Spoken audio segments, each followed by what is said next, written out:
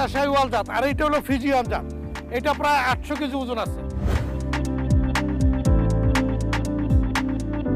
গরু এবং মহিষ আছে। আমরা 1 বছর 2 বছর যাবত এই গরুগুলি লালন পালন করতেছি ইনশাল্লাহ।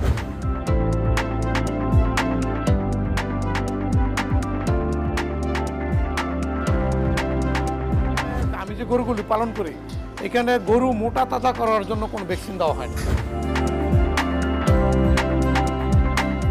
কৃষি এবং কৃষকের নানান দিক নিয়ে এগিয়ে যাওয়া, সমস্যা সমাধান, কৃষি প্রযুক্তি, খামার ব্যবস্থাপনা নিয়ে জিটিভির নিয়মিত আয়োজন সবুজ কৃষির আজকের পর্বে স্বাগত জানাচ্ছি।